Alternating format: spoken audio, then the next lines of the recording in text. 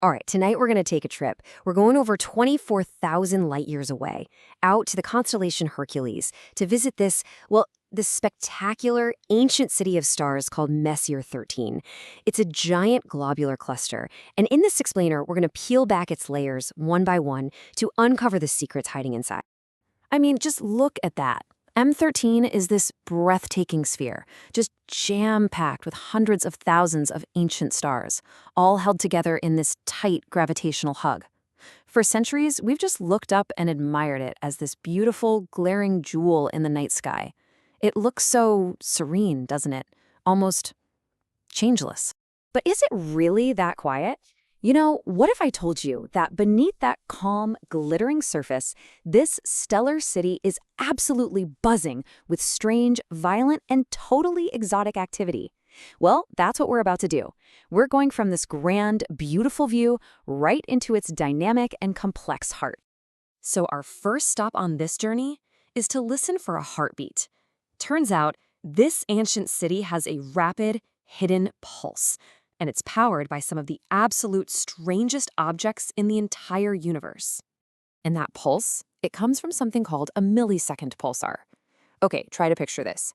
You take the collapsed core of a massive star, an object so dense it's basically a giant atomic nucleus, and then you spin it faster than a kitchen blender, hundreds of times every single second.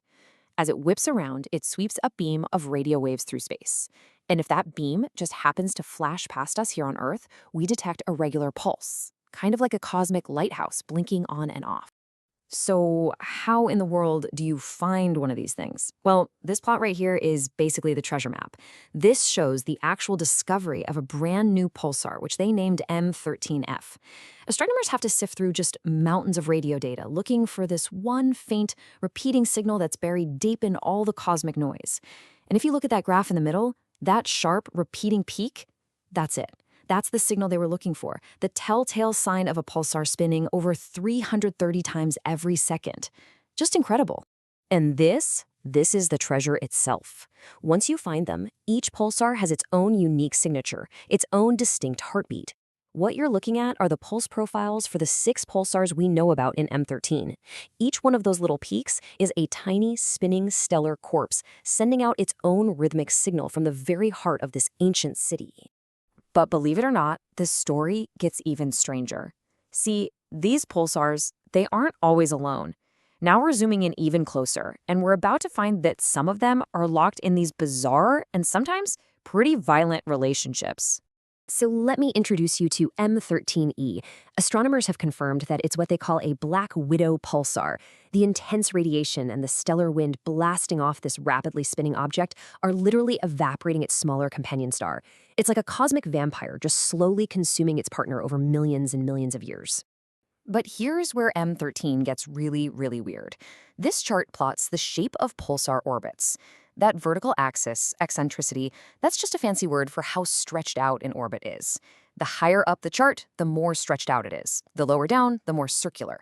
Now, notice all the blue triangles? Those are pulsars in other clusters. They're scattered all over the place with lots of stretched, eccentric orbits because they're constantly getting jostled by other stars. But now, look at M13's pulsars, the red squares. They're all huddled right at the bottom.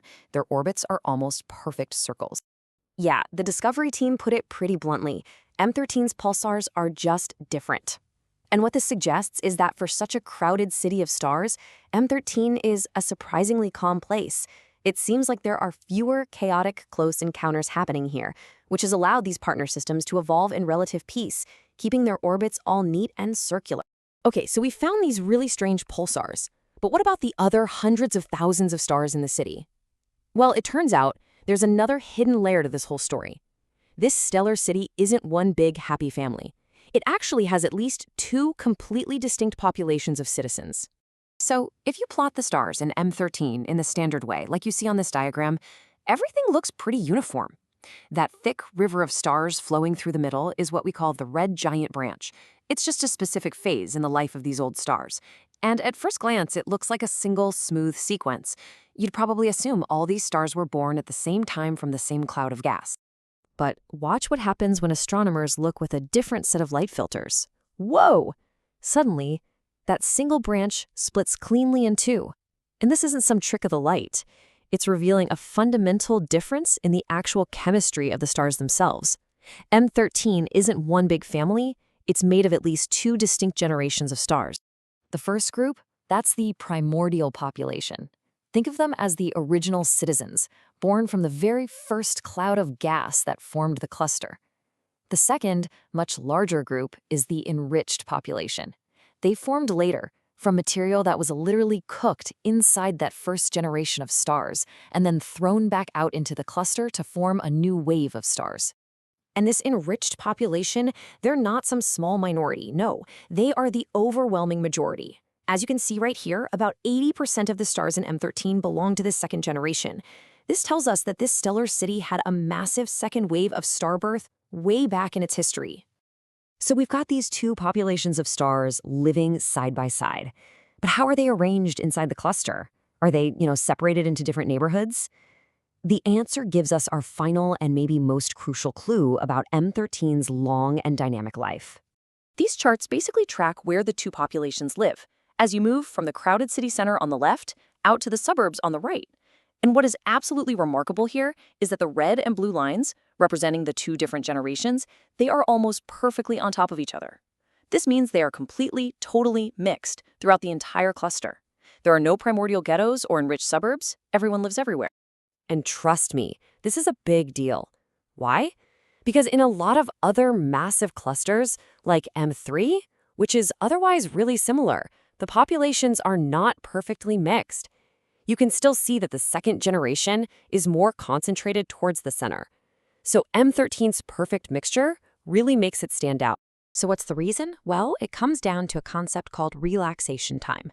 The easiest way to think of it is as the time it takes for gravity to basically stir the pot and mix everything up. For M13, that time is actually pretty short, about 2 billion years. And since the cluster itself is about 12 billion years old, it's had plenty of time for all those gentle gravitational tugs between its hundreds of thousands of stars to completely erase any memory of how those two populations were originally laid out. So, in the end, the secrets of this stellar city aren't just in its exotic pulsars or its hidden generations of stars, but in the very fabric of its society. Its strangely quiet pulsars and its perfectly mixed populations, they tell the story of a long, dynamic, and gravitationally active life. It really makes you wonder, what other incredible cosmic histories are written in the light of these ancient star clusters, just waiting for us to figure out how to read them?